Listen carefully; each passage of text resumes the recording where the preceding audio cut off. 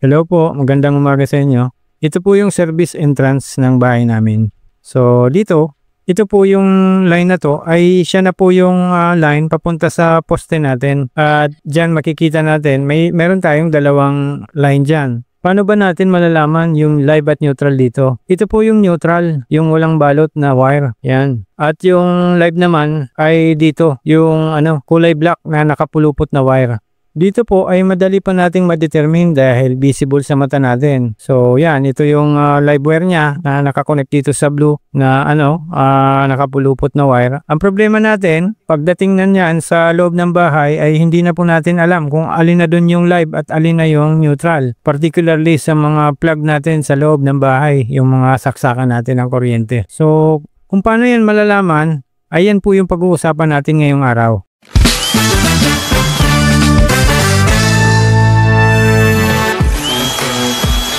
Naman tayo, nagbabalik. Welcome back. Very thankful tayo Lord dahil all set up natin sa ating tool shed. God bless everyone. Keep safe. Hi, hello. Magandang umaga po sa inyo ulit at welcome back again sa channel natin. So, meron kasing mga nagtatanong sa atin kung paano ma-determine ang live at neutral sa connection natin sa AC. So, minarapat ko na lang pong gawa ng video para ma-explain ko doon sa iba para matulungan naman natin yung mga hindi pa alam kung paano malaman yung live at neutral sa mga plug or socket natin dito sa ating bahay. So pinakita ko sa inyo kanina yung sa service entrance ng bahay natin. Ang problema pagdating sa loob kasi medyo malilito ka na kasi hindi mo naman talaga malalaman yan unless matest natin. So kailangan po natin dito ng multimeter. Ito lang yung available ko na mga multimeter, mga digital multimeter ito at matagal ko ng mga ginagamit. So by this aparatos ay malalaman natin yung live at neutral sa ating mga saksakan sa loob ng bahay. So dito meron tayong ito yung gamitin nating example. Ito yung ginawa kong DIY na heavy duty na extension wire. Ginagamit ko to sa mga power tools ko pag ginagamit kasi maganda yung build niya, yung wire niya at yung meron ako ditong 6-in-1 na digital ammeter para mabasa mo yung yung real time consumption ng anumang isaksak mo dito ay meron tayong watts dyan, meron din tayong kilowatt hour, yung pumapasok na voltage galing sa AC natin, naka 60 Hz na din yan, may amps at may power factor.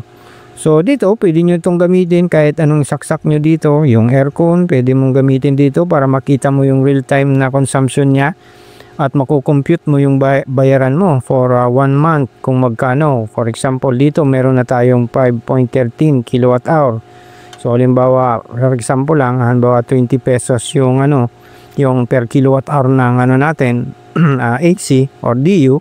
So makukompute mo na, as of now meron na tayong 100 pesos na bayaran. O kung yan ang pagbabasihan.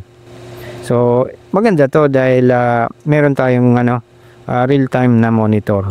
Anyway, kung gusto nyong malaman kung paano ko to ginawa, paano ko wiring to, ilalagay ko po yung video sa ulian ng video na to para matulungan natin yung ibang magkaroon lang ng guide kumbaga. So dito pag may on off tayo dito, pag inon ko yan may LED light dito mag-ilaw, ibig sabihin ay activated na yung plug natin.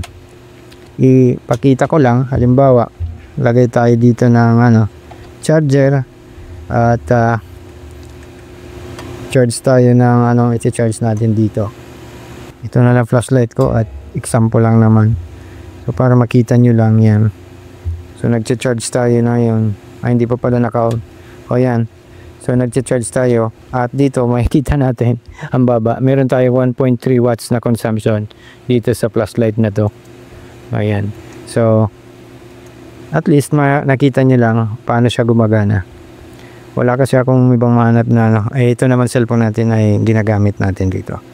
So ganun lang po. Ngayon ang topic natin ay paano ba malaman yung live at neutral. So for example itong gamitin natin na for example. So ito yung multimeter natin. Nilalagay lang natin siya dito sa voltage or AC Makikita nyo naman yan dyan kung meron kayo nito. At kung mga ganito yung gamit nyo, ay maya maya ay i-explain natin. So yan, meron tayo dyan, makikita nyo sa taas yan. Yan, AC. Dapat naka-AC kayo dahil AC yung natin, supply. So dito, madali lang pong malaman. Iyan nyo lang, isasuksok nyo lang to dito. Yan, i-plug in nyo, kahit alin dyan, black or red, kahit alin. So, itong red ilagay natin. Halimbawa dito, pag nilagay mo yan dyan, may makikita kayong reading dyan. Pero, hawakan nyo po yung isang probe. Huwag po kayong matakot kahit nakapaa pa kayo o basa pa yung paa nyo. Ay wala pong wala pong kuryente yan. So dito, makikita nyo meron tayong reading na, nakita ba? Yan, meron tayong 1.3. O yan. So, meron tayong reading dyan.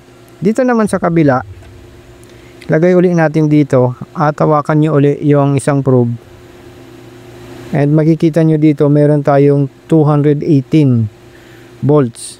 So, ito po yung niya. Ito po yung side na live niya. Ito yung live, ito yung neutral. Kung alin po ang mataas na reading ay siya po yung live na portion. Yan, meron tayong 218. Dito sa kabila, yan, ay meron tayong 2 point something. Yan, 1 point. O, yan, gumagalaw.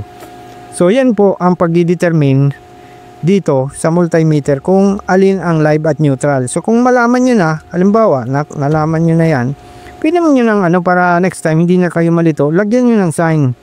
Pwedeng lagyan nyo ng kahit sticker or maybe pentel pen. Lagyan nyo na ng sign yung side kung saan yung live. So dito, sa saksakan natin, ay ito yung live side niya. Ito yung live connection. Check naman natin yung isa. Halimbawa, dito tayo. Check lang natin kung parehas. So hawakan nyo lang to, wag po kayong matakot, walang kuryente yan. O yan, kita natin meron tayong 2, 1, yan. Mababa siya. While pag nilagay mo dito sa kabila, make sure na may connection na makakonect po kayo. Meron tayong 219 volts. So mataas yan. So ito yung live niya. Lagyan niyo lang po ng sign para hindi na kayo paulit-ulit. Para next time na kailangan yung ma-determine. Yung kasing mga mga inverter natin ay medyo masilan yung iba na talagang dapat ay may ilagay nyo sa tamang connection. Yung live niya, yung neutral niya, ay makuha nyo. Kasi kung hindi, may possibility na hindi siya gumana at baka hindi mag-function ng maigi. So para pasiguro tayo, ay sundin natin yung mga manufacturer recommendation para mas maigi. So dito naman po, halimbawa ganito yung multimeter nyo. Ganon din po ang procedure. Ito naman block ang gamitin natin. Lagay natin dyan. Hawakan nyo to. At makikita nyo, meron tayong 2 point something volts dyan sa baba. At pag nilipat nyo yan dito, this time ang ginagamit natin ay yung black probe. Ayan, lagay nyo yan dito. Yan, makikita nyo meron tayong 220 volts, 221. So ito yung live wire. Ito yung live connection nya. Ganun din po yan dito. Hawakan ko. Wala pong kuryente yan. Then dito. So, lagay nyo lang, make sure na naka-AC lang kayo. Para hindi masira yung yung multimeter nyo. So ganun po ang para matulungan po natin yung mga nagtatanong, para mabigyan natin, may share natin yung mga natin sa kanila, yung nilalaman natin para makatulong. Meron pa pong isa, nakalimutan ko, meron tong NCB, itong isa ko. Pag nilagay mo yan dito, yan, natunog yan pag may nasisend siyang high power na current o kuryente. So dito pwede nyo itong gamitin. Ilagay nyo to dito. Isa pang paraan lang. Kung saan yung pinakamabilis na tunog, ayan yung live nya. So dito lagay natin.